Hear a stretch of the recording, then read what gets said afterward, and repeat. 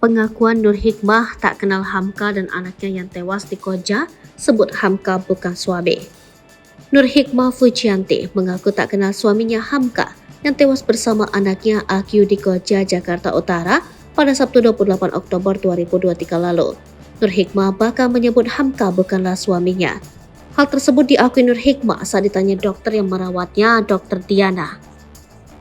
Menurut dokter klinik umum ini, Hikmah sama sekali tidak menangis.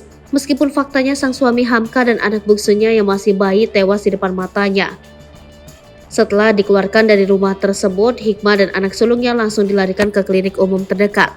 Akan tetapi, sejak pertama kali dikeluarkan dari rumah sampai tiba di klinik, kedua korban yang masih hidup ini tidak menunjukkan raut wajah kesedihan. Menurut Diana, Hikmah hanya terlihat seperti orang depresi ketika sudah tiba di klinik. Wanita itu juga linglung saat dokter melontarkan sejumlah pertanyaan. Diana juga mengungkapkan kondisi kesehatan ibu dan anak tersebut pada saat berada di klinik.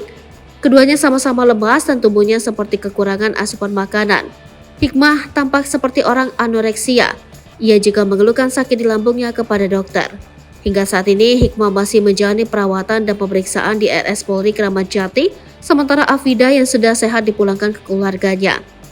Polisi pun masih terus melakukan penyelidikan terhadap kasus penemuan jenazah ayah dan bayi membusuk ini. Olah TKP sudah dilakukan berkali-kali. Polisi juga sudah mengambil sejumlah barang dari dalam rumah 2 lantai di Jalan Balai Rakyat, Tugu Selatan, Koja, Jakarta Utara tersebut demi kepentingan penyelidikan. Hasil penyelidikan terkini, usia kematian Hamka diperkirakan lebih 10 hari, sementara sang bayi 3 hari. Ada juga temuan sisa-sisa darah di badan Hikmah yang masih ditelusuri keterkaitannya dengan kematian kedua korban.